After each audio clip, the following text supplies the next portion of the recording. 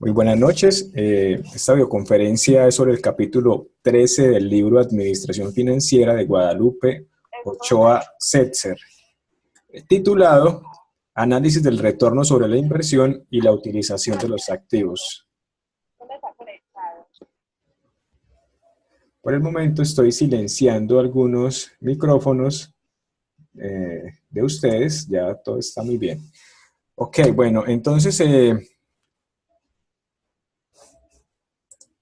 objetivo que tenemos, permítame.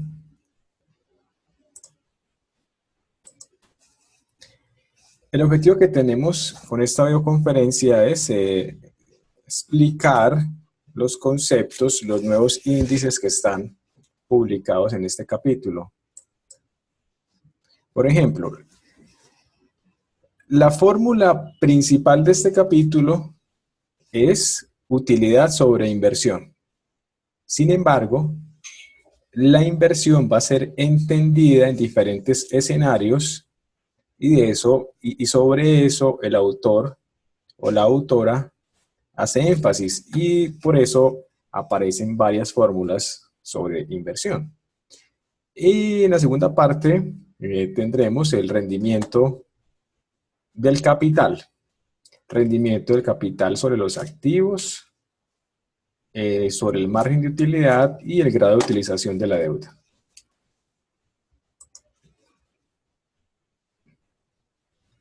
Bien, entonces, como les decía, lo primero es definir qué es la inversión. Porque si nosotros decimos que vamos a calcular la tasa de retorno sobre la inversión, pues, ¿qué es la inversión? Hace referencia al dinero que los empresarios tienen disponible en sus compañías. Ahora, ellos invierten en equipos, ellos invierten en materiales, invierten en edificios, todo tipo de inversiones. Para esta fórmula, digamos que el primer caso especial es el rendimiento sobre los activos operativos. Inicialmente se habla de una utilidad total sobre una inversión, pero vamos a definir esa inversión. Nuestra primera fórmula en la cual definimos la inversión es el rendimiento sobre los activos operativos. En este caso, la fórmula que vamos a calcular es utilidad de operación, es decir, la utilidad operativa sobre los activos operativos. Ahora, una nota importante es que este rendimiento se encuentra antes de gastos financieros y de impuestos, y generalmente es usado a fin de evaluar a los administradores y la capacidad de la empresa para generar rendimientos con utilización de los activos relacionados con el giro del negocio. Entonces, claro, como la utilidad operativa es simplemente tomar los ingresos y restar los costos directos, el costo de la mercancía vendida, eso nos da la utilidad bruta, y luego entonces restamos los gastos administrativos, los gastos de mercado y ventas, y así sucesivamente en el estado de resultados.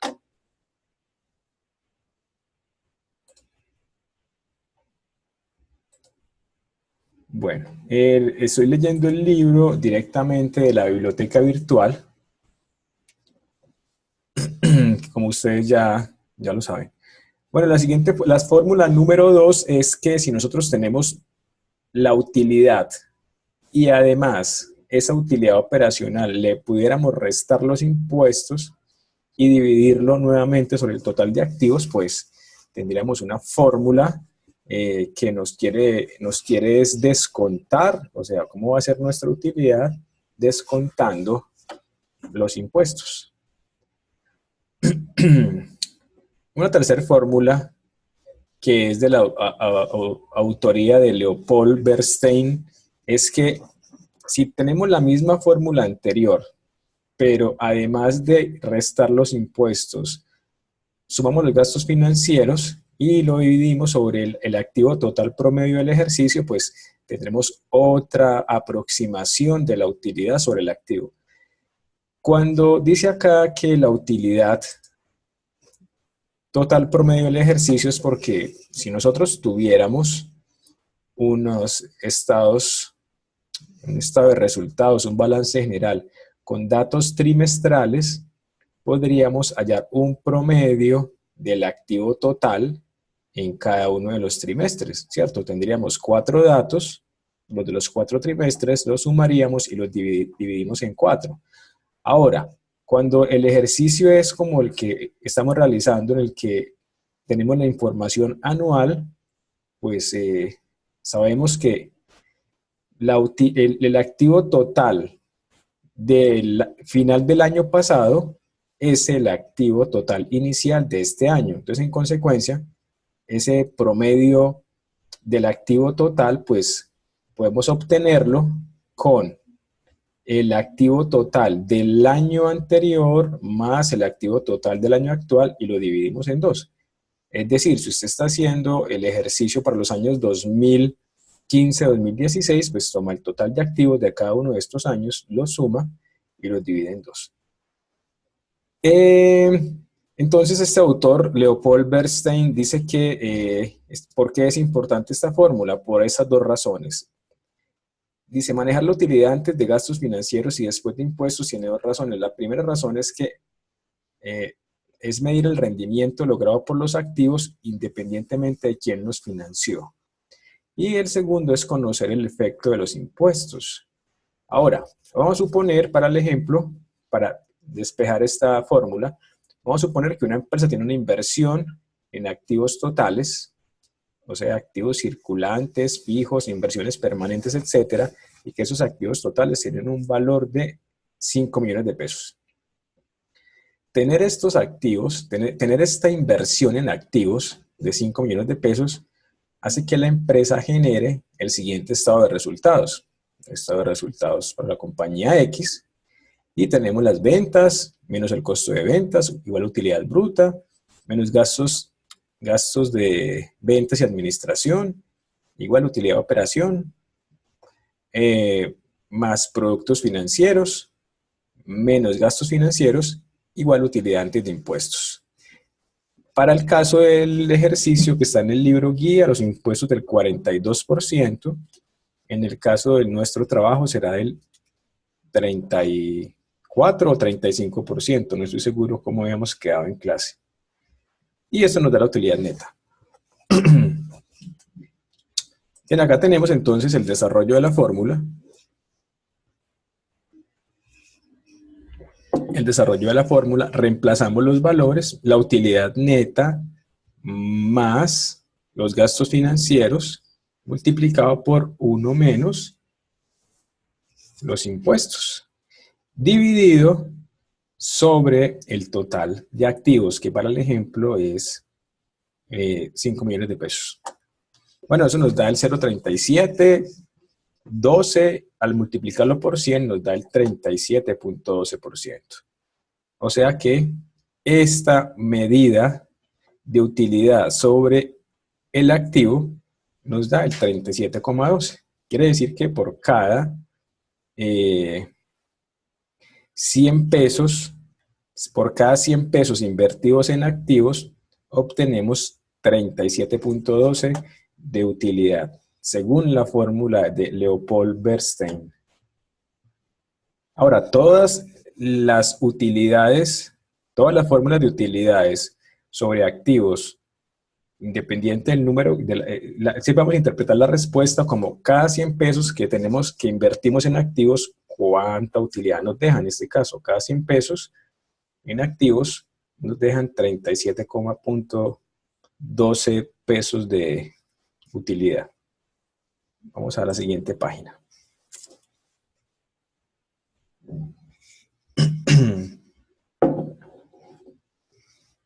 Bien, entonces, en el cálculo anterior dice que el numerador, la parte superior de la fórmula, representa la utilidad después de impuestos, pero antes de gastos financieros. Por eso es que le está sumando los gastos financieros y le está restando los impuestos. Ahora, veamos la compañía X y vamos a comparar un estado de resultados con gastos financieros y otro sin gastos financieros. Entonces, fíjese que me voy a devolver a la tabla anterior. Fíjese que ese es el estado de resultados que tiene gastos financieros. Una utilidad neta de 986.000 pesos. En la siguiente tabla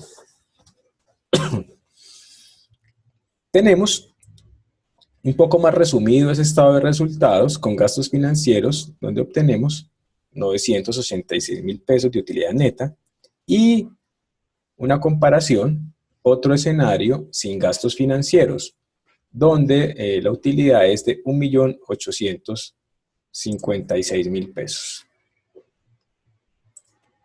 Ok, entonces, note que cuando no hay gastos financieros, pues la utilidad neta es mayor. Fíjese que la diferencia en la cifra de impuestos determinada bajo las dos opciones, es decir, esos 840.000 de impuestos y 1.344.000 en el segundo caso, dice que la diferencia en la cifra de impuestos determinada bajo las dos opciones es de 630.000. O sea que si yo tomo 1.344.000 y le resto 840.000, me da 630.000. Lo que es igual a decir que el fisco absorbe el 42% de los gastos financieros. El fisco, pues, está haciendo referencia al pago de los impuestos. Para este caso, los impuestos son del 42%. Entonces, esos gastos financieros, ese 1.500.000, el fisco absorbe el 42%, o sea, 630.000, y la compañía absorbe la diferencia, el resto, comparado con el 100%, o sea, el 58%. Entonces, esta es una explicación, esta es la razón de que al calcular el rendimiento de los activos totales se pretende relacionar la utilidad después de impuestos, pero antes de gastos financieros, con el activo total. El procedimiento implica tomar la utilidad neta y sumarle solamente la parte de los gastos financieros que la empresa absorbe. Y naturalmente, pues en la fórmula de Bernstein, restarle los impuestos. Entonces, otra forma de hacerlo, un procedimiento alternativo para determinar la utilidad después de impuestos, pero antes de gastos financieros, implica el siguiente cálculo. Tenemos la utilidad de la operación más otros ingresos por 1 menos la tasa de impuestos, ¿cierto? Esto es igual a la utilidad antes de gastos financieros y después de impuestos. Que esto, análogamente, lo pudiera calcular como la utilidad neta más los gastos financieros por 1 menos la tasa de impuestos. Fíjese que esta última forma de hacer el cálculo, porque hay 3 formas diferentes de hacerlo, esta última forma de hacer el cálculo corresponde a la fórmula de Leopold Bernstein. De ahí que la autora quiera hacer énfasis en que hay otras formas de hacerlo. Solamente que Leopold Bernstein hace énfasis en los gastos financieros y en la tasa de impuestos, porque esos gastos financieros, en el caso que no los hubiera, serían absorbidos por, una parte se absorbería por el fisco y otra por la empresa. Perdón, en el caso de que los hay, los absorben el fisco y la empresa. En el caso de que no los haya, pues ninguno de estos los podrá absorber. Bueno, entonces les recuerdo que ahora la parte final, por medio del chat, me escriben las preguntas para que por favor tomen nota. Bueno, tenemos una fórmula que se llama el rendimiento de los activos, que es la rotación de activos por el margen de utilidad. Entonces, el rendimiento de los activos es, bueno, ¿cuáles son esos activos? Tener activos en la empresa, invertir en activos sobre la empresa, ¿qué rendimiento me da? Entonces, sería la rotación de activos por el margen de utilidad. Fíjese que reemplazando este concepto, sería el ingreso total, ingreso por ventas de la compañía sobre el activo total promedio. Recuerde que para nuestro caso el activo total promedio será el promedio entre los 2 años que estamos analizando en el trabajo, por la utilidad neta más los gastos financieros, 1 menos la tasa de impuesto, dice que esta es el mismo numerador de la fórmula de Leopold-Bernstein sobre los ingresos totales. Fíjese que yo tengo ingresos totales acá multiplicando y acá dividiendo. Claro, lo que ustedes están sospechando es cierto. Cancelo ingresos totales multiplicando con ingresos totales dividiendo. Al cancelar esto, ¿qué me queda? La misma fórmula de Leopold-Bernstein. O sea que esa fórmula que tenemos acá de Leopold-Bernstein, pues es una buena síntesis de la explicación acerca del rendimiento de los activos. Bueno, ya, y la rotación de los activos o relación de ingresos a activos mide el volumen de las operaciones. O sea, qué tantas veces, el número de veces que se logra la utilidad. Eso tiene que ver con los ciclos de producción de la empresa. Bueno, miremos esta otra fórmula. Acá dice, tanto la rotación de activos como el margen de utilidad son dos razones financieras muy utilizadas en el análisis de la rentabilidad de los activos de las empresas. Tomando el mismo ejemplo de la compañía X, donde teníamos las dos columnas, una sin gastos financieros y otra con, entonces enseguida se presenta la descomposición del rendimiento de la misma. Entonces, rendimiento de los activos, acá tenemos utilidad neta más gastos financieros por 1 menos tasa de impuestos, esta es tasa de impuestos sobre activo total promedio, y la misma historia, ¿cierto? Por ingresos totales sobre activo total promedio. Entonces hacemos la misma operación, relacionar información al interior de la fórmula, otra descomposición diferente. Entonces acá obtengo, si yo tengo acá, acá pareciera que hubiera un problema.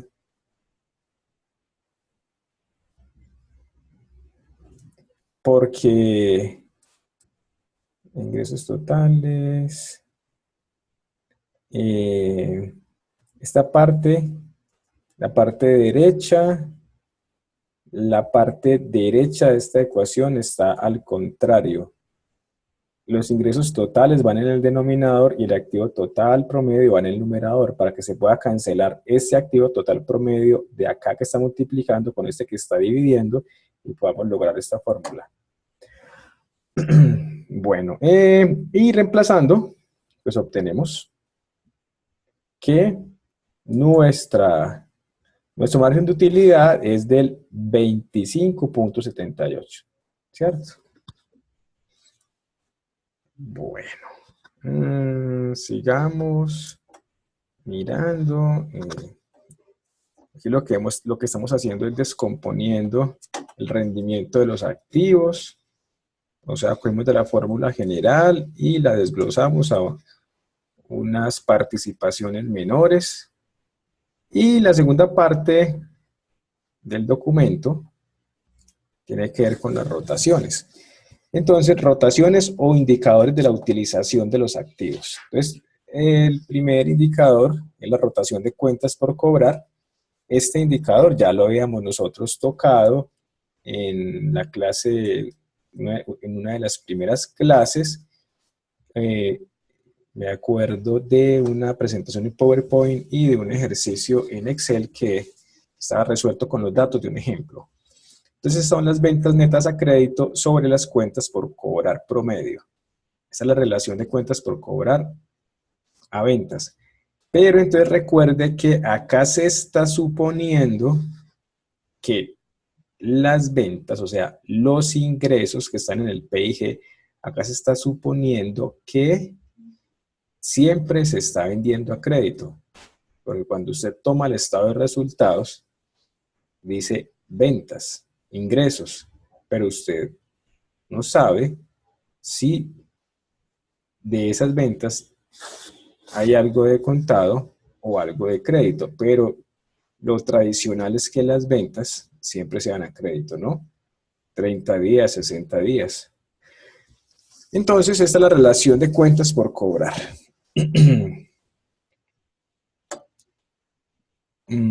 Rotación de inventarios. Vamos a pasar la página. Esta rotación de inventario sería el costo de ventas, costo de la mercancía vendida para nuestro contexto. Recuerde que este libro es mexicano, me parece. Ya le voy a confirmar. Sí, este libro, por supuesto que sí, este libro es mexicano. Entonces, en nuestro contexto, decir costo de ventas es lo mismo que decir costo de la mercancía vendida. Sobre el inventario promedio, pues entonces, naturalmente, si tuviéramos el balance, si tuviéramos ese activo trimestral, podríamos promediarlo, pero como lo tenemos anual, pues ya sabemos que cogemos el promedio, el inventario del año 1 más el inventario del año 2 y lo promediamos. En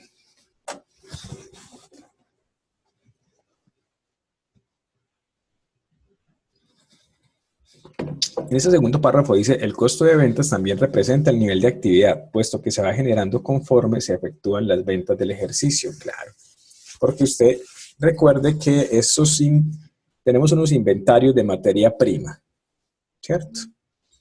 Esos inventarios de materia prima, se les hace el proceso de transformación, se convierte en producto terminado, o sea que se convierte de un inventario de materia prima a un inventario, pasa por un inventario de producto en proceso y termina en un inventario de producto terminado.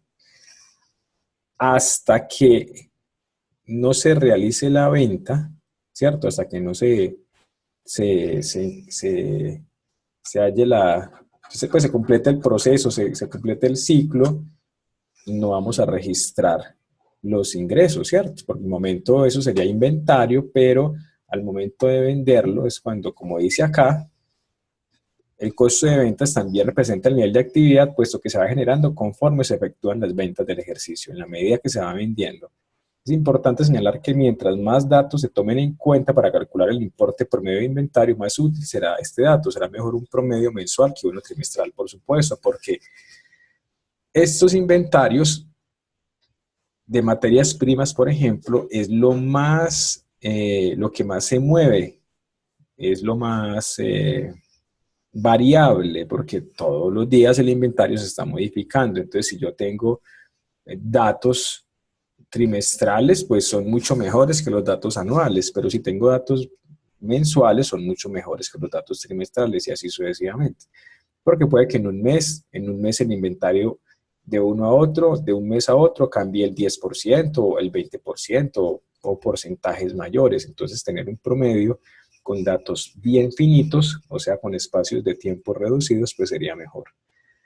Luego encontramos la rotación de activos fijos, que simplemente son las ventas totales sobre el activo fijo promedio. Lo mismo en la medida que tengamos forma de promediar los activos fijos, ojalá tuviéramos datos trimestrales para el ejercicio que estamos realizando, pero lamentablemente no los tenemos.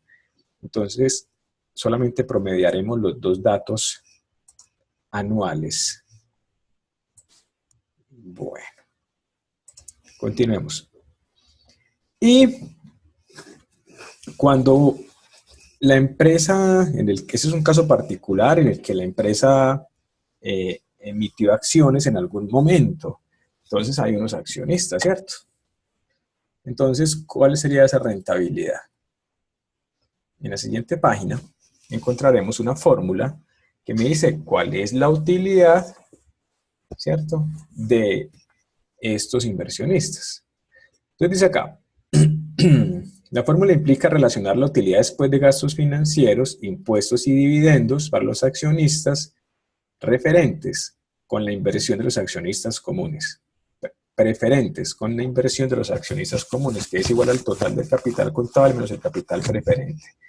Entonces, esta fórmula sí necesita bastante minucia, porque mire, por una parte usted tiene la utilidad neta. Como dice acá, después de gastos financieros, impuestos y dividendos para los accionistas preferentes. Resulta que hay dos tipos de acciones, las acciones corrientes y las acciones preferenciales. Estas acciones, estos dividendos preferentes, también se pudiera decir de dividendos preferenciales, estos dividendos preferentes se refieren a los dividendos que se pagan por las acciones preferenciales. Por ejemplo, si una empresa tuviera esos dos tipos de acciones, pues tendríamos que ser muy cuidadosos en saber cuánto pagó de dividendos en cada una de estas. Ahora, pues, el análisis también pasa por saber si la empresa pagó dividendos en los periodos de estudio, porque hay muchas empresas que aunque están cotizando en la bolsa de valores, puede pasar dos cosas. La primera, que no obtengan utilidades, en consecuencia no van a entregar dividendos. O la segunda, que haya condiciones especiales bajo las cuales las empresas, aunque tengan utilidades, no entreguen dividendos.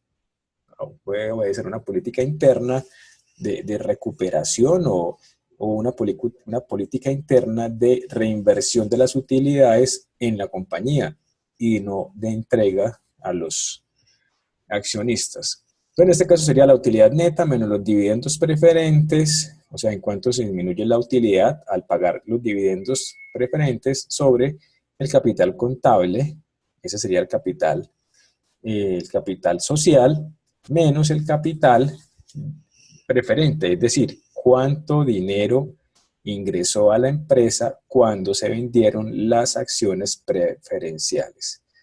Yo no quiero que se preocupen por esta fórmula, porque muchas de las empresas que yo les entregué para que hicieran el ejercicio no pagaron dividendos o no han pagado dividendos los últimos años, a excepción, por ejemplo, de Ecopetrol, que tal vez sí tenga pago de dividendos en estos años de referencia. Ok, entonces no creo que se preocupen por esta fórmula, no tienen que irse a buscar pagos de dividendos o estructura del capital de las empresas. Vamos a tomarlo solamente de manera informativa. Tal vez algunos de ustedes tengan empresas que ni siquiera cotizan en la bolsa. Si la empresa se la asigné yo, es porque cotiza en la bolsa. Algunos de ustedes tienen otras empresas porque estaban trabajando con ellas para otras materias y probablemente tampoco no estén en la bolsa, entonces esto no lo podrían hacer. Pero por eso no se preocupen. El rendimiento de capital, tenemos una fórmula acá que dice que el rendimiento de capital tiene tres elementos: el grado de utilización de los activos, es decir, la rotación de los activos, el margen de utilidad y el grado de utilización de la deuda. Dice que el rendimiento del capital es el producto de estos tres elementos: margen por rotación por palanca financiera. Entonces acá encontramos los tres elementos. Rendimiento del capital es igual al margen por la rotación por la palanca financiera. Entonces, cada uno de estos tres elementos merece una explicación. Entonces, lo que aparece a continuación es eso, que es el margen de utilidad neta. Continúo, creo que me quedan solamente 5 minutos de la videoconferencia, entonces lo que voy a hacer ahora es crear un foro en el aula virtual para que desde allí usted pueda escribir las preguntas. El segundo elemento, la rotación de activos totales, y el tercer elemento, la palanca financiera. Bien, entonces, al tomar estos tres elementos y unirlos, se puede hacer un análisis del rendimiento del capital, que es lo que empieza a partir de esta página. Entonces, rentabilidad de activos y rentabilidad de los accionistas, como les dije, no se preocupe por la parte de rentabilidad sobre accionistas porque tal vez no tengamos la información necesaria para realizarlo. Bueno, acá entonces para ilustrar el proceso tenemos la compañía X, tenemos un balance general, ¿cierto? Tenemos acá todos los datos. suponiendo una deuda del 50%. En la segunda ilustración tenemos comparativo de los rendimientos de la compañía X, rendimiento de activos, rendimiento de capital, que estos son los resultados que logramos en las páginas anteriores, y un análisis del costo de la deuda después de impuestos. O sea, ¿cuál es el costo de la deuda menos? ¿Cuál es el costo de la deuda menos la tasa de impuestos?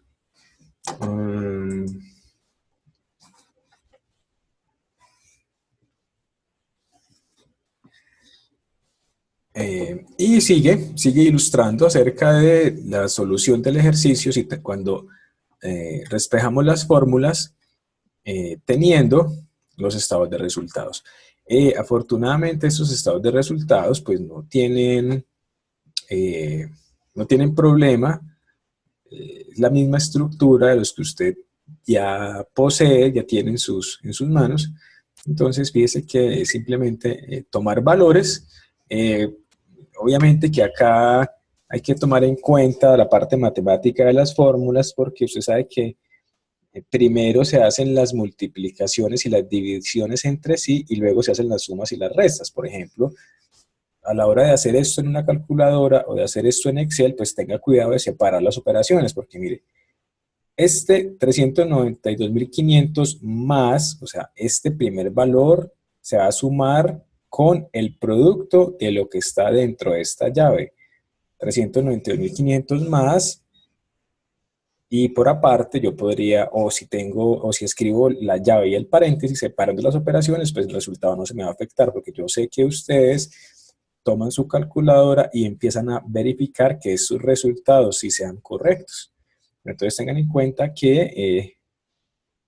cuenta escribir todos los paréntesis, las llaves para separar las operaciones.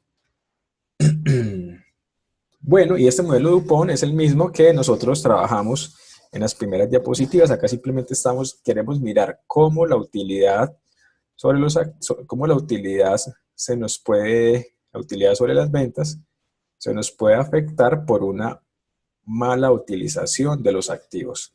O sea que yo tener una utilidad puede ser el reflejo. Una buena utilidad puede ser el reflejo de hacer una buena gestión de los activos.